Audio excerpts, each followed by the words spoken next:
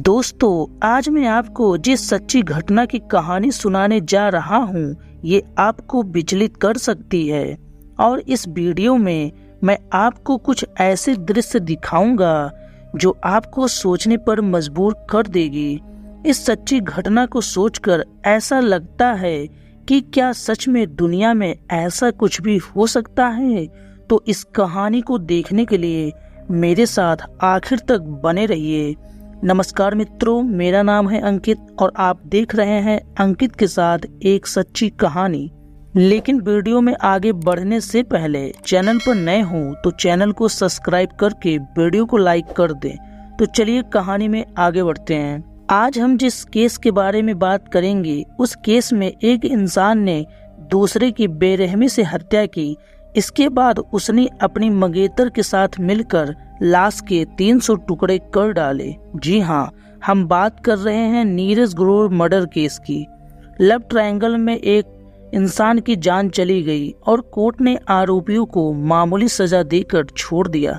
सवाल ये कि नीरज ग्रोवर को क्यों मारा गया? दरअसल Neeraj Grover television production firm में सीनियर एग्जीक्यूटिव था। 2008 में इसकी मुलाकात कन्नड़ एक्ट्रेस मारिया सुसाइराज से होती है। मारिया मुंबई में अपना कैरियर बनाने के लिए आई थी। नीरज ग्रोवर मारिया की मुंबई में काम दिलाने में मदद करता है। कुछ मीडिया रिपोर्ट्स की माने तो इसी दौरान उसे मारिया से प्यार हो जाता है। हालांकि कुछ मीडिया रिपोर्ट्स की माने तो मारिया ने नीरज पर ध्यान नहीं दिया।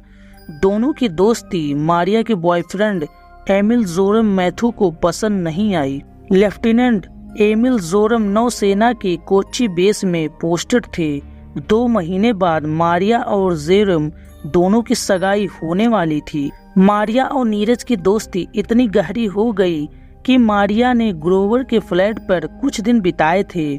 मारिया नए फ्लैट में शिफ्ट कर रही थी और नीरज उसकी मदद कर रहा था। 6 मई 2008 को नीरज मारिया के अपार्टमेंट पहुंचा।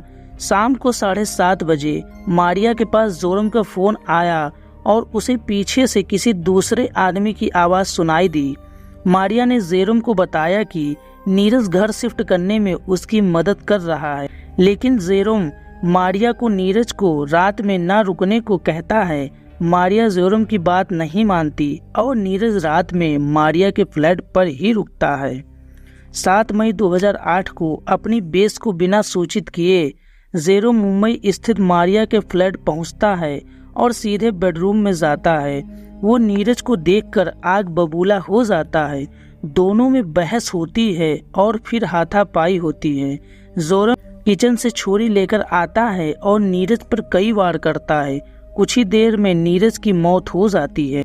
पुलिस के पास जाने के बजाय मारिया और जोरम बॉडी ठिकाने लगाने का प्लान बनाते हैं।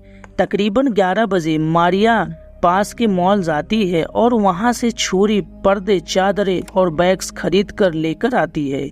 दोनों नीरज की डेड बॉडी को बाथरूम में ले जाते हैं और उसे 300 टुकड़ों में काटते हैं।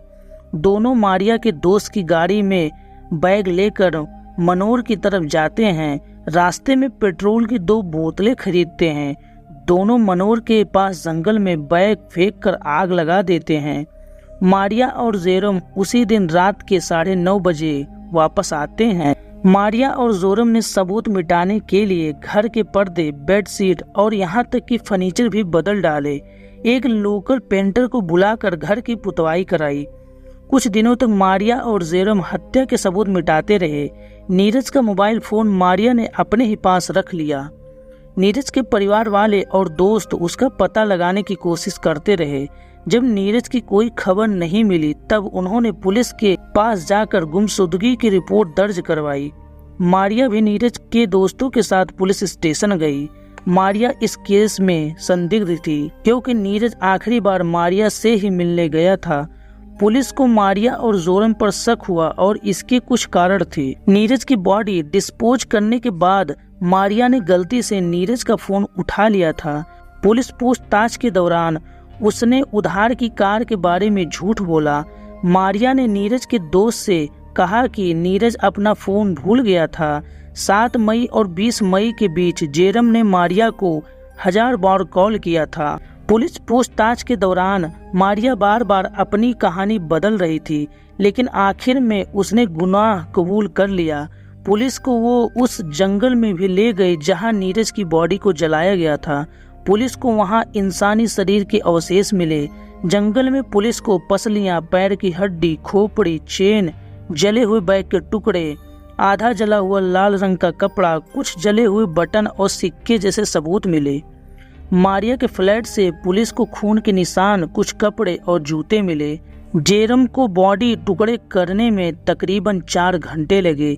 मारिया ने टुकड़ों को पॉलीथीन में भरकर उन्हें 3 ट्रैवलर बैग में डाला। पुलिस का कहना था कि ग्रोवर के मृत शरीर के बगल में ही मैथ्यू और सुसाई राज ने संबंध बनाए। पुलिस को इस कपल की एक और बात ने चौंका दिया। नीरज की बॉडी ठिकाने लगाने के बाद दोनों वापस फ्लैट पर आए। सुसाई राज ने खाना बनाया और दोनों ने आराम से डिनर किया। 11 जुलाई 2011 को न्यायालय ने जेरम को आईपीसी धारा 304 के तहत हत्या का दोषी पाया और 10 साल की सजा सुनाई। मारिया को सबूत मिटाने के लिए 3 साल की सजा सुनाई गई। मारिया ट्रायल के दौरान 3 साल तक जेल में थी, इसीलिए उसे बरी कर दिया गया। मारिया पर 50,000 रुपए और जेरोम पर 1 लाख का जुर्माना लगाया गया। नीरज ग्रोवर के माता पिता अमरनाथ ग्रोवर और नीलम ग्रोवर अदालत के फैसले से खुश नहीं थे।